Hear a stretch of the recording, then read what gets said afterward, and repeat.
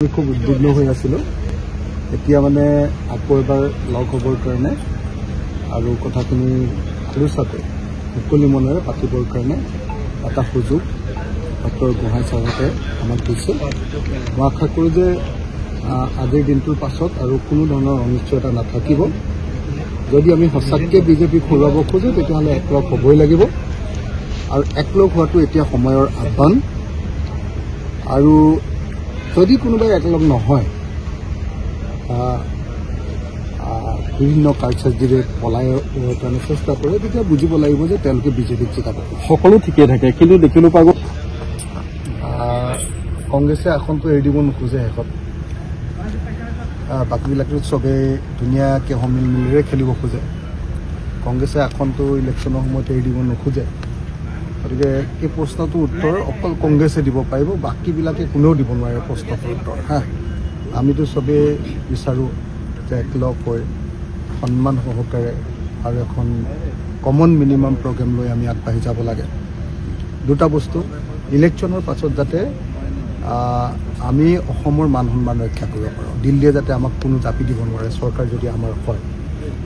তাৰ কাৰণে এখন কমন মিনিমাম প্ৰগ্ৰেম লাগে আৰু সকলোকে সন্মানজনকভাৱে আসনৰ ভাগ বতৰা দিব। ৰাইজৰ দলৰ স্থিতি কেনেকুৱা হ'ব আসনৰ ক্ষেত্ৰত?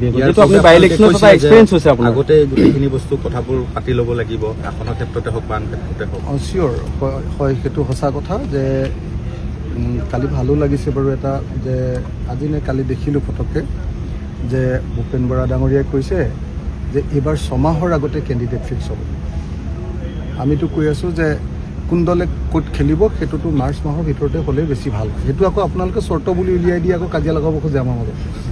আপোনালোকৰতো কম নহয় ন, তো গতিকে আপোনালোকে আকৌ চৰ্ত বুলি কৈ দিয়ে। আমি ভালকৈ যেতিয়া কওঁ কথাটো যে এনেকৈ কৰিলে আমাৰ ভাল হ'ব, তেতিয়া আমি বিজেপিক হৰুৱাবলৈ বেছি ভাল হ'ব।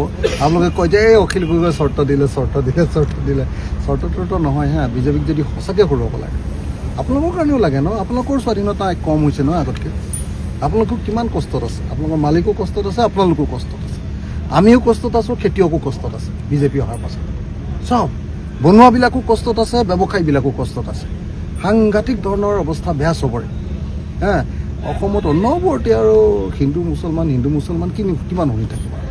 গোটেই দেশৰ সম্পদ গোটেই বাহিৰৰ কোম্পানীবিলাকক দি দিছেতো কোনে মানি থাকিব কওক। সেইকাৰণে আমি বিজেপিক সঁচাকৈ অসমৰ পৰা খেদিব লাগে, অসমত পৰাভূত কৰিব লাগে। আৰু পৰাভূত কৰিবলৈ হ'লে আমি অলপ আগতীয়াকৈ ষ্ট্ৰেটেজি তৈয়াৰ কৰিব পাৰিব লাগিব। আৰু আগতীয়াকৈ ষ্ট্ৰেটেজি তৈয়াৰ কৰিবলৈ হ'লে আগতীয়াকৈ কথাবিলাক পাতি লৈ ঠিক ঠাক কৰিব লাগিব। সেই কথাটো যেতিয়া মই মনৰ ভাৱটো ব্যক্ত কৰোঁ, আপোনালোকে একদম হাল্লা লগাই দিয়ে। এইবাৰ অখিল গগৈয়ে নতুন চৰ্ত দিলে, এনেকৈ বুলি চিঞৰ বাখৰ লগাই দিয়ে আৰু তাৰপিছত আৰু আমাৰ ভিতৰতে আকৌ কাজিয়া এটা হয়। এইবাৰ আপোনালোকে চৰ্ত বুলি নক'ব দেই। আপোনালোকে কোৱাৰ কাৰণে কৈছোঁ যে আমি মাৰ্চ মাহৰ ভিতৰত যদি সঁচাকৈ কোনে ক'ত খেলিব, কোনটো দলে ক'ত খেলিব, সেই কথাটো যদি ঠিক কৰি ল'ব পাৰোঁ আৰু আমাৰ সেই কথাটো যদি ঠিক কৰি ল'ব পাৰোঁ আৰু কমন মিনিমাম প্ৰগ্ৰেমখন বাৰু হৈ থাকিব, আমি কথা বতৰা পাতি ল'ম। আমাৰ মাজত বুজাবুজি আছে, বেছিভাগ ইছ্যুতে আমাৰ অমিল আছে, সেইটো হৈ যাব। খালি আসনক লৈহে অকণমান সংঘাতটো লাগে। ইলেকশ্যনৰ সময়ত কংগ্ৰেছৰ সেইটোৱে অকণমান আকৌ লোৱা ভাৱটো বেছি হৈ যায়। অকলকে লাগি যায়, এইটোতে গণ্ডগোলটো লাগি যায় ন। আৰু আমাৰ কাৰণে বহুত মানে বেয়া লাগে কি 4বাৰ ঠগ খাই গ'লোঁ। 4বাৰ এই অকল আমিয়ে ছেক্ৰিফাইচ কৰি থাকিম নেকি সদায়? 4বাৰ প্ৰথমবাৰ ৰাম টাঙন দিলে আমাক, আমাৰ লগত একেলগে কৰিম বুলি কৈ আমাক ৰাম টাঙন খাই আকৌ আহিবলগীয়া হৈছে। এইটো এটা কথা চাবলৈ গ'লে যদি একত্ৰিত হ'ব বিচাৰিছে। বিজেপি খেদিব লাগে নে নাই? খেদিবতো লাগে, আপোনালোকৰ মতে নালাগে হয়নে নহয়? যদি বিজেপিক খেদিব লাগেতো গণ্ডগোল কৰিলেও আহিব লাগিব, লগ হ'বই লাগিব। আমি উপায় নাই আমাৰ। বিজেপিক খেদাটো আমাৰ জীৱনৰ পথ। এইবাৰ ছেক্ৰিফাইচ নকৰে। ছেক্ৰিফাইচ নহয় মানে সদায়তো এটা পাৰ্টিয়ে ছেক্ৰিফাইচ কৰে।